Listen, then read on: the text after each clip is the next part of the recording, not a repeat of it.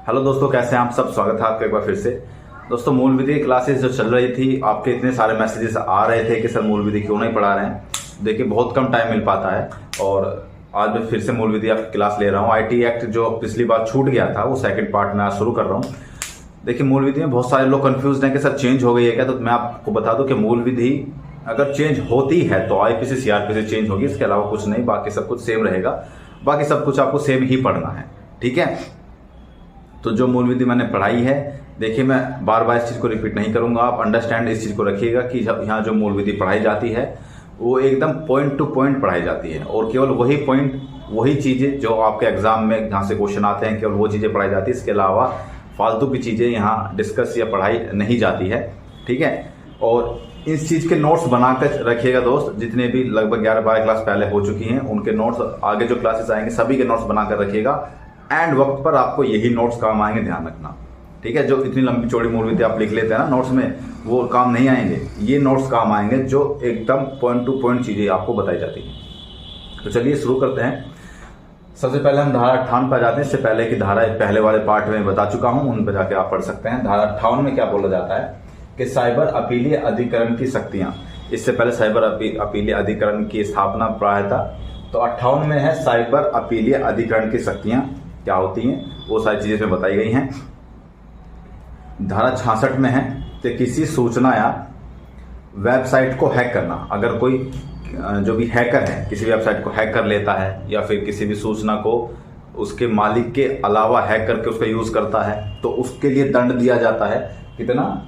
3 वर्ष की सजा और 5 लाख रुपए जुर्माना। देखिए, इस आईटी एक्ट में अगर आपसे पूछा जाए कि सजा कितनी है तो मैक्सिमम जो धाराओं में सजा है वो 3 साल है। केवल एक धारा में आजीवन सजा है, उसको मैं बताऊंगा किसमें आजीवन सजा, लेकिन मैक्सिमम जो धारा है उनमें 3 साल सजा दी जाती है, ठीक है। अब आ जाइए धारा 66। ये जो धारा 66 है ये बहुत इंपॉर्टेंट है। इसमें धारा 66 के कई पार्ट हैं, तो उस चीज को आप ध्यान से पढ़िएगा, इंपॉर्टेंट धारा है। 66 क्या में क्या बोलता है कि इनसेट द्वारा धमकी। इनसेट क्या होता है? जैसे हम किसी को इंटरनेट, जैसे फेसबुक या व्हाट्सएप या फिर किसी भी इंटरनेट के माध्यम से, दूरसंचार के माध्यम से हम किसी को धमकी देते हैं, ठीक है। तो या किसी गैजेट द्वारा उसको धमकी देते हैं, तो उसकी धमकी अगर किसी ने दी है तो उसके लिए 3 साल का दंड है धारा 66 कै में, ठीक है। धारा 66 कै में अब अगली धारा आ जाएगी और इसमें 3 वर्ष सजा। देखिए, सभी में 3 वर्ष, मैं कह रहा हूँ मैक्सिमम में 3 वर्ष आपको सजा मिलेगी। दूसरी बात यह कि अब आप पहली बात तो ये समझ लीजिए कि आपके पास ज्यादा समय बचा नहीं है, ठीक है। आप ये मत सोचिए मेरे पास 5-6 महीने हैं और मैं धीरे धीरे पढ़ रहा हूँ और आराम से पढ़ लूंगा। नहीं, आपको इस तरीके से पढ़ना है कि आप ये जो 3 से 4 महीने आपके पास बचे हैं, देखिए मेरे हिसाब से 3 से 4 महीने आपके पास बचे हैं और उन 3 से 4 महीने में आपको बहुत अच्छे से तैयारी करनी है। दूसरे लोगों से बच के आगे निकलना है, ठीक है। लकीर का फकीर नहीं बनना है। और बच के आगे आप कैसे निकल सकते हैं? अगर वो 5 घंटे पढ़ रहे हैं तो आपको 8 घंटे पढ़ना होगा, 10 घंटे पढ़ना होगा, तभी आप उनसे रेस में आगे दौड़ सकते हैं। जो जिंदगी की रेस है ना, जो कंपटीशन की रेस है, यहाँ सभी लोग तेज दौड़ना चाहते हैं। जो आपके सामने है वो आपसे और तेज दौड़ना चाहता है, जो आपसे पीछे है वो आपसे और तेज दौड़ना चाहता है। आपको भी दूसरे लोगों से तेज दौड़ना है अगर सिलेक्शन लेना है तो। देखिए, सिलेक्शन इतना आसानी से नहीं मिलता, बहुत चीजें इसमें गंवानी पड़ती हैं। हमारा जो कंफर्ट जोन है वो हमें त्यागना पड़ता है, हमें बहुत सारी चीजें त्याग करनी पड़ती हैं, तब जा करके एक सिलेक्शन मिलता है। अगर आपको वो सिलेक्शन चाहिए, वो सारी चीजें आपको त्याग करनी पड़ेंगी जो आपके कंफर्ट जोन में आती हैं। आपको मेहनत करनी पड़ेगी बहुत अच्छे तरीके से, समय देना पड़ेगा, पढ़ाई को प्रैक्टिस करनी पड़ेगी, तब जाके आपका सिलेक्शन होगा, ठीक है। धारा 66 में आ जाइए। धारा 66 कै में चोरी किए गए कंप्यूटर, मोबाइल को बेईमानी से प्राप्त करने के लिए दंड। सपोज करो कोई चोर चोरी करके लेकर आया और आपको उसने बेच दिया, कोई गैजेट बेच दिया, कोई कंप्यूटर या फिर मोबाइल, तो उसमें आप भी दोषी पाए जाएंगे, उसमें आपको भी दंड मिलेगा, 3 साल की सजा और 1 लाख रुपए के लिए जुर्माना आपको मिलेगा, ठीक है। ये कौन सी थी? धारा 66 कै में। अब आ जाइए धारा 66 क्या कि किसी व्यक्ति की पहचान चोरी करने के लिए दंड। इसमें भी सजा 3 साल और 1 लाख रुपए जुर्माना है। इसका क्या मतलब है? जैसे किसी व्यक्ति की पहचान चोरी करने के लिए दंड, जैसे किसी का आपने पासवर्ड चुरा लिया, उसका गलत तरीके से यूज कर लिया, या फिर किसी का ओटीपी आपने देख लिया, उसको गलत तरीके से यूज कर लिया। तो अगर आप इस तरीके के काम करेंगे या कोई भी करेगा तो उसके लिए दंड दिया जाएगा, 3 साल का इसमें जुर्माना होगा, ठीक है। धारा 66 ये 66 डिग्री लेना है, ठीक है। धारा 66 अंगा, इसमें क्या है कि एकांतता के अतिक्रमण के लिए दंड, ठीक है। एकांतता के अतिक्रमण कैसे, जैसे कि कोई किसी का अश्लील फोटो खींच करके और उसको सोशल मीडिया पर वायरल कर देता है, इंटरनेट पर वायरल कर देता है, तो उसके लिए उसको दंड मिलेगा। कितना दंड है?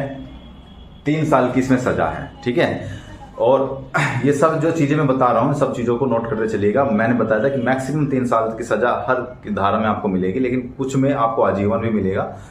तो उसमें बताऊंगा मैं आजीवन किस में मिलेगा, सारी चीजें यहाँ बताई जाएगी, ठीक है। धारा 66 च में आ जाइए।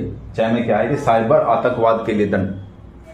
देखिए साइबर आतंकवाद क्या होता है, जैसे आप अपने ही देश में रहकर, कोई ऐसा बंदा जो अपने ही देश में रहकर और साइबर के माध्यम से अपनी जो देश की अखंडता या एक अखंडता है उसको खंडित करने की कोशिश करता है, ठीक है। जो यहाँ की इंफॉर्मेशन है कहीं और भेजने की कोशिश करता है, जो सीक्रेट इंफॉर्मेशन है वो भेजने की कोशिश करता है, वो मैं बताऊँ आतंकवाद के ही कैटेगरी में आता है, ठीक है। तो अगर कोई बंदा ऐसा करता है, ठीक है, तो उसको दंड दिया जाएगा।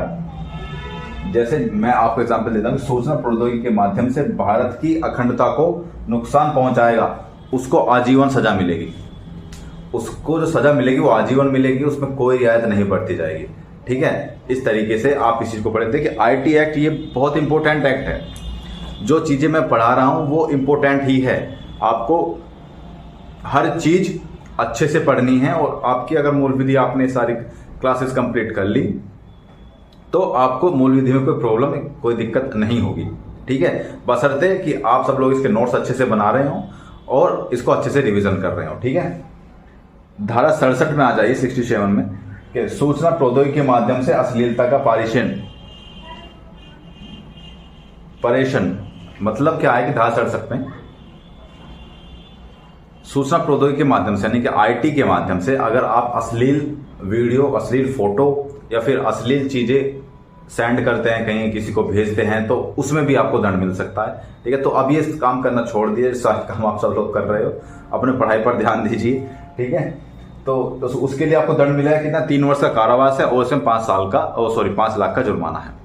तो मैंने बताया था मैक्सिमम 3 साल की सजा है, तो अधिकतर 3 साल की सजा मिली, ठीक। अब आप लोग ये पूछ रहे हैं कि सर हम यूपीएसआई के लिए, चलो ठीक है, और यूपी पुलिस के दोनों के लिए तैयारी कर रहे हैं, तो हमें क्या यूपीएसआई और यूपी पुलिस दोनों के लिए तैयारी करनी चाहिए या हमें सेपरेट तैयारी करनी चाहिए?